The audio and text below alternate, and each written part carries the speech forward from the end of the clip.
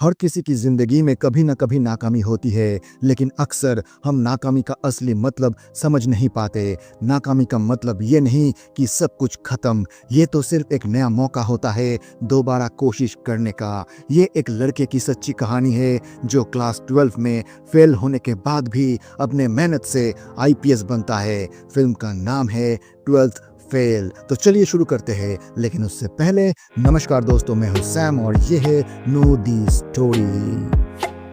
कहानी शुरू होती है एक छोटे से गांव से। उस गांव का एक लड़का मनोज के लिए सबसे बड़ा लक्ष्य था 12th पास करना, चाहे जैसे भी हो। तभी पोस्टमैन उसके पिता का एक सस्पेंशन लेटर लेकर आता है, लेकिन मनोज के पिता साइन करने से इनकार कर देते हैं। दरअसल ऑफिस में बॉस के साथ उनकी झगड़ा हो जाती है और मनोज के पिता अपना जूता निकालकर बॉस को मार देते हैं और उसी वजह से उन्हें सस्पेंड कर दिया जाता है।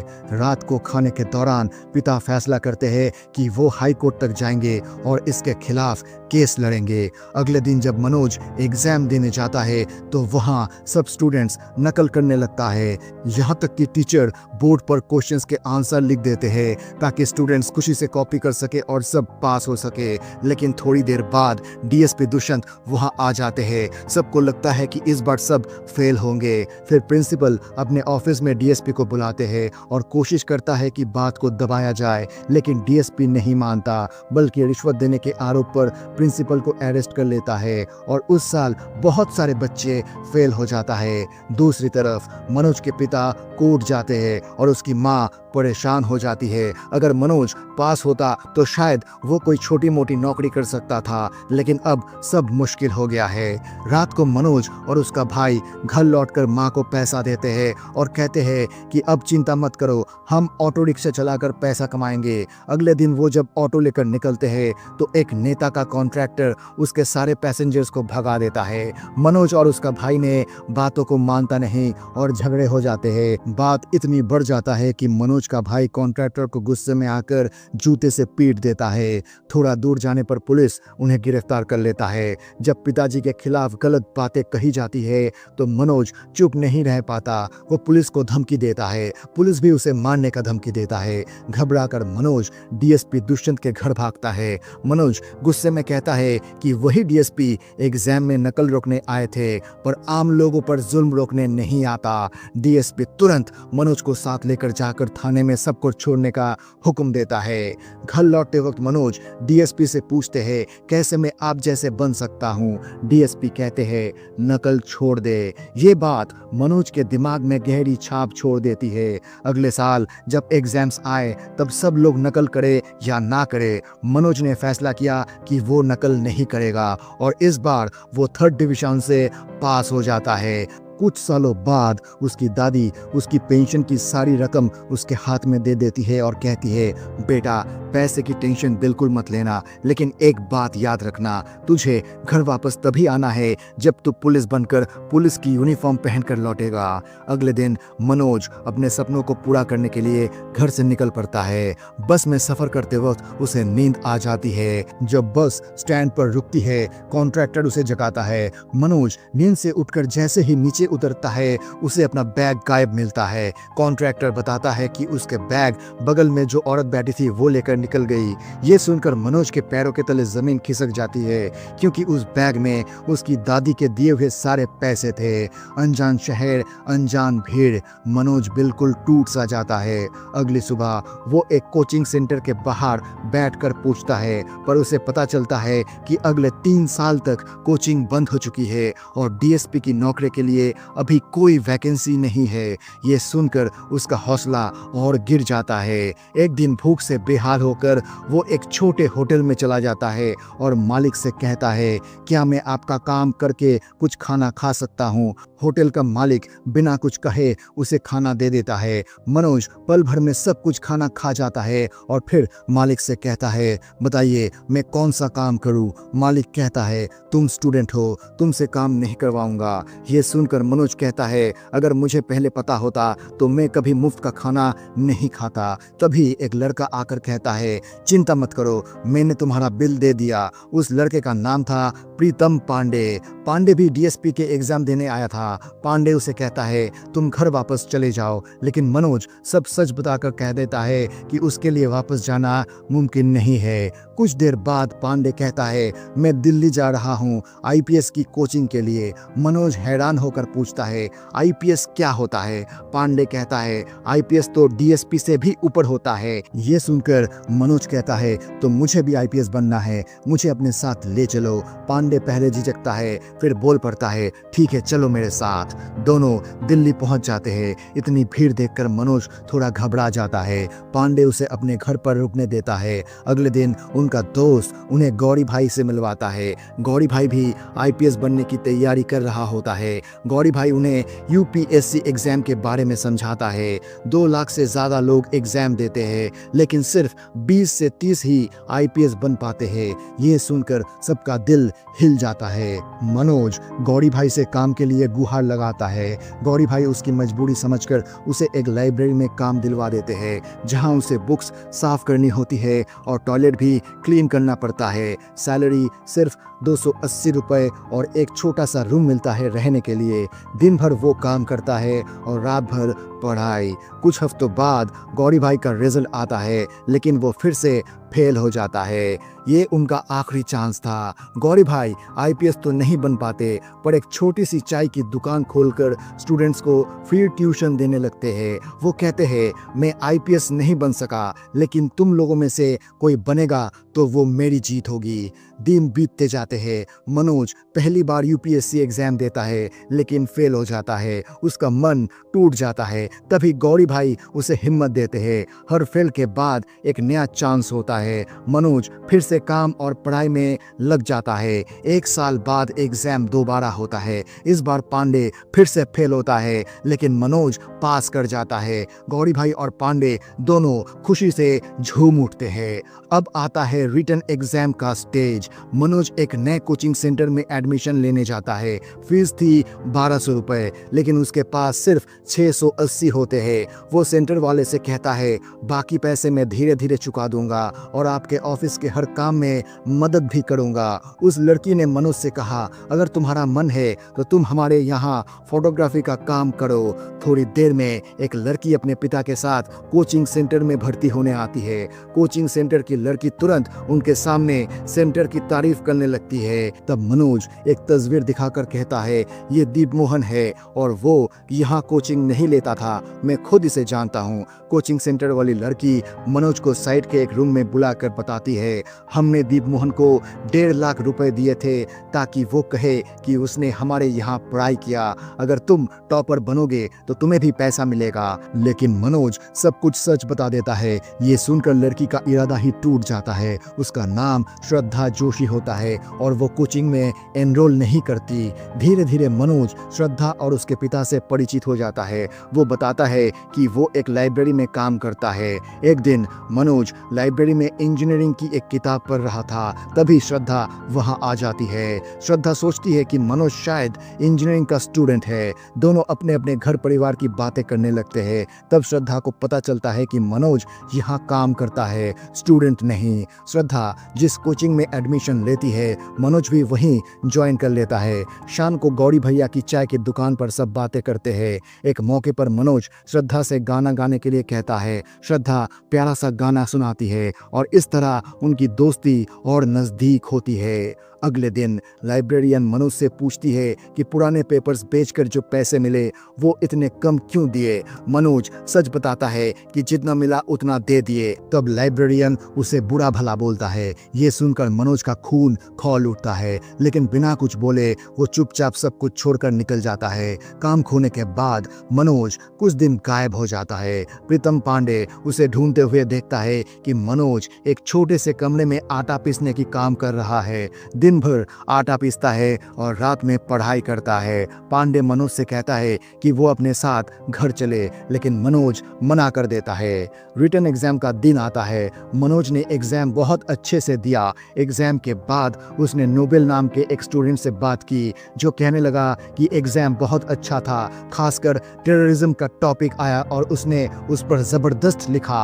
तब मनोज को पता चला कि जो टॉपिक आया वो एक्चुअली टूरिज्म था, ना कि टेररिज्म। मनोज का दिल टूट सा जाता है। उस साल भी उसकी मेहनत बेकार हो जाती है।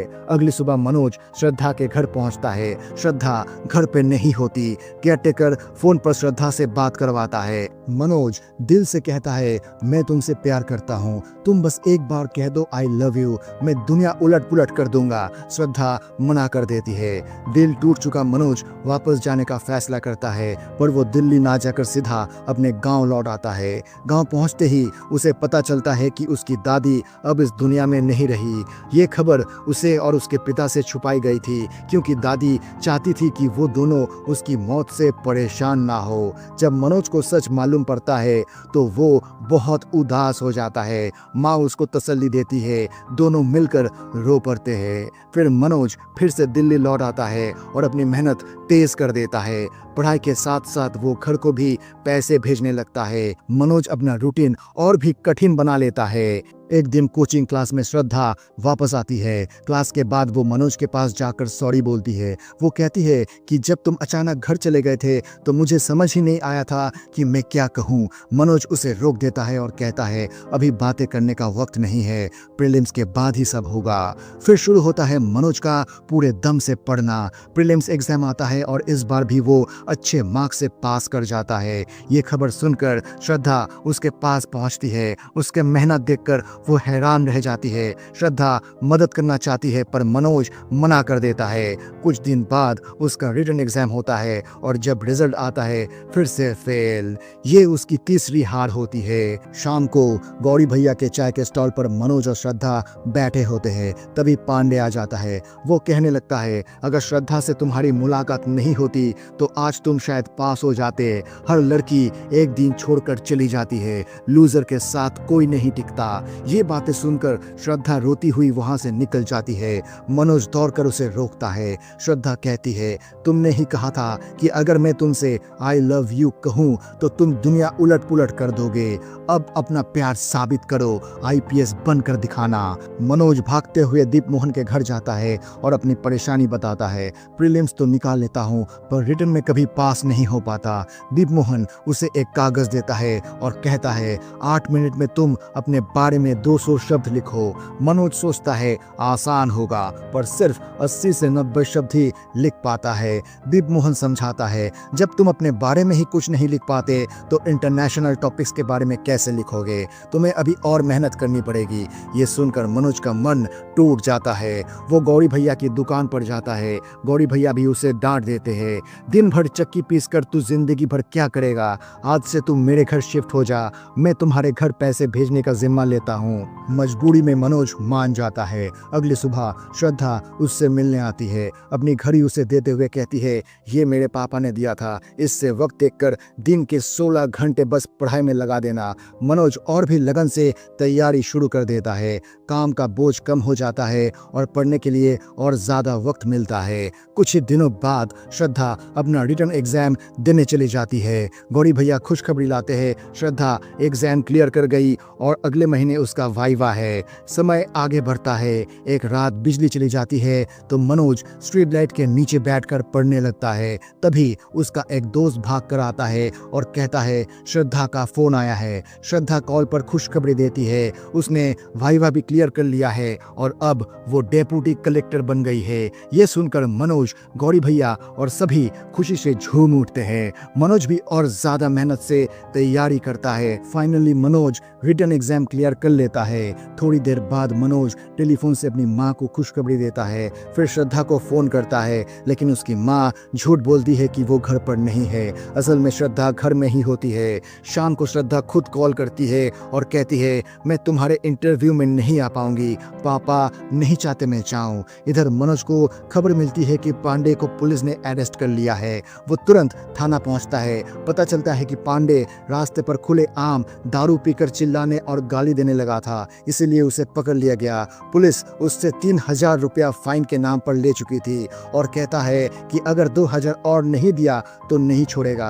मनोज गुस्से में बोल पड़ता है, किसी को ऐसे बिना वजह पकड़ना और पैसे लेना कानून के खिलाफ है। आप जो कर रहे हो वो फाइन नहीं, सीधा रिश्वत है। और ऊपर बैठकर जो आपके सीनियर है उनके सामने आप ये सब कर रहे हो।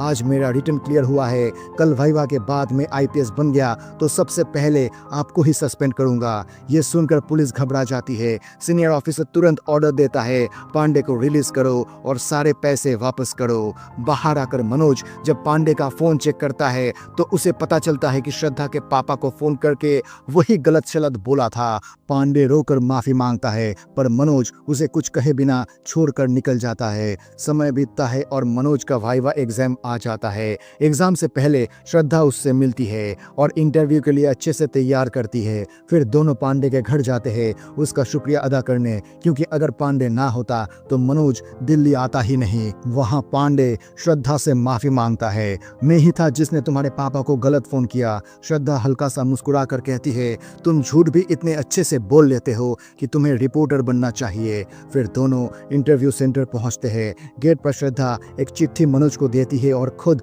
बाहर रुक जाती है। मनोज वाइवा हॉल में घुसता है। इंटरव्यूअर उसके सीवी पर नजर डालते हैं और तुरंत पूछ लेते हैं, तुम 12th में फेल हुए थे, कैसे? मनोज ईमानदारी से जवाब देता है, सर उस साल नया डीएसपी आया था जिसने चीटिंग रोक दी थी। हमारे गांव में लगभग सभी स्टूडेंट्स फेल हो गए, मैं भी उनमें से एक था। सभी चौंक जाते हैं। इंटरव्यूअर डॉक्टर मेहता उसे जाने के लिए कह देते हैं, लेकिन एक मैडम उसे थोड़ी देर बाहर रुकने बोलती है। बाहर मनोज चिट्ठी खोलता है जो श्रद्धा ने दी थी। उसमें लिखा था, तुम आईपीएस बनो या फिर चक्की पे काम करो, मैं जिंदगी भर तुम्हारे साथ रहना चाहती हूँ, विल यू मैरी मी? थोड़ी देर बाद फिर से बुलावा आता है। मैडम पूछती है, तुम झूठ बोल सकते थे, फिर भी तुमने सच क्यों कहा? मनोज कहता है, मुझे झूठ बोलना पसंद नहीं, हमारे गांव में चीटिंग आम बात है, टीचर ही स्टूडेंट्स को चीटिंग कराते हैं।